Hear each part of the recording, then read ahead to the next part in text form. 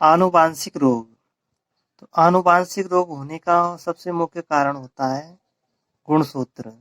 यानी गुणसूत्र में जो भी कुछ परिवर्तन होता है, गुणसूत्र के कारण जितने भी रोग होते हैं वो सब आनुवांशिक रोग होते हैं, चाहे वह एक पीढ़ी से दूसरी पीढ़ी में जाए या नहीं जाए। जो गुणसूत्रों के कारण उत्पन्न होते हैं उन सभी रोगों को हम आनुवांशिक रोग कहते हैं। अब आनुवांशिक रोग है गुणसूत्रों से जुड़े हुए होते हैं कुछ आनुवांशिक रोग।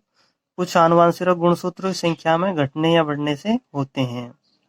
तो गुणसूत्रों से जुड़ करके जो रोग जाते हैं उनमें लिंग गुणसूत्र भी होते हैं और कायिक गुणसूत्रों से संबंधित होते हैं। यानी लिंग गुणसूत्र के साथ में जाने वाले रोग होते हैं, यानी लिंग गुणसूत्र के कारण उत्पन्न होने वाले रोग और कायिक गुणसूत्रों के कारण उत्पन्न होने वाले रोग।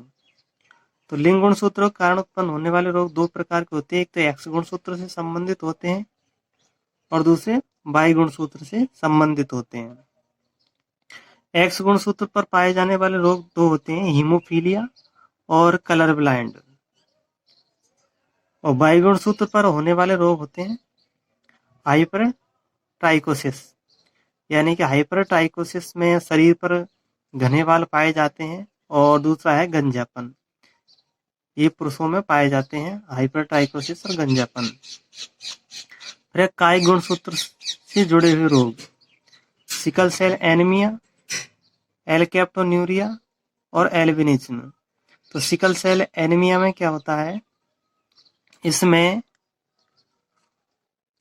ऑक्सीजन की अनुपस्थिति में आरबीसी हंसियाकार हो जाती है और आरबीसी की संख्या में कमी हो जाती है, जिससे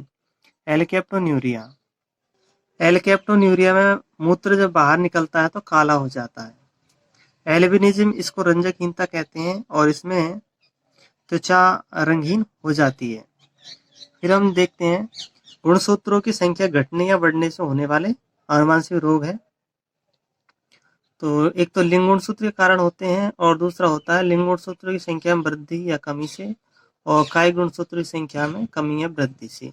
तो लिंग गुणसूत्रों की संख्या में वृद्धि से क्या होता है, तो इसमें सुपर मेल होता है। सुपर मेल में डबल एक्स वाई होंगे, यानी कि एक्स गुणसूत्र यानी लिंग गुणसूत्रों के अतिरिक्त गुणसूत्रों का पाया जाना, लिंग गुणसूत्रों का अतिरिक्त पाया जाना सुपर मेल, यानी कि डबल एक्स वाई होगा सुपर मेल में और सुपर फीमेल में ट्रिपल एक्स होगा। तो सुपर फीमेल को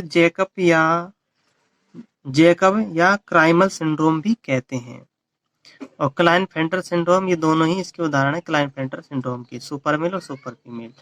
ये टर्नर सिंड्रोम में इसमें एक लिंग गुणसूत्र कम होता है, यानी कि इसमें एक्स ही गुणसूत्र पाया जाता है।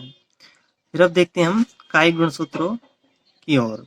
कायिक गुणसूत्र की कमियां वृद्धि में, तो पटाव सिंड्रोम ये 13वें गुणसूत्र अधिक हो जाता है। 13वें गुणसूत्र में एक गुणसूत्र और अधिक हो जाता है और इसके लक्षण होते हैं ऊंट की तरह ऊपरी होठ फटा रहता है, कटा हुआ होता है ऊपरी होठ। एडवर्ड सिंड्रोम, ये 18वां गुणसूत्र अधिक हो जाता है इसमें। और डाउन सिंड्रोम में 21वें गुणसूत्र की त्रिगुणता के कारण होता है। अब इनके अलावा कुछ और है जो हम देखते हैं। ये वर्णांतर हो गया, हीमोफीलिया, हंसियाकार, sickle cell anaemia, thalassaemia. Thalassaemia में क्या होता है कि इसमें आरबीसी में हीमोग्लोबिन नहीं बनता, इसे कूली एनीमिया भी कहते हैं थैलेसीमिया को। फिर एडवर्ड सिंड्रोम हो गया, फिर डाउन सिंड्रोम हो गया, फिर टर्नर सिंड्रोम हो गया। तो अब है एलकेप्टोन्यूरिया, इसमें मूत्र काला हो जाता है। गैलेक्टोसीमिया, ये भी आनुवांशिक रोग है। थैलेसीमिया को भूमध्य सागरीय एनीमिया भी कहते हैं। तो हमारे आनुवांशिक रोग हुए के 15-16 करीब। साथ ही वीडियो को लाइक कर देना और चैनल को सब्सक्राइब कर देना।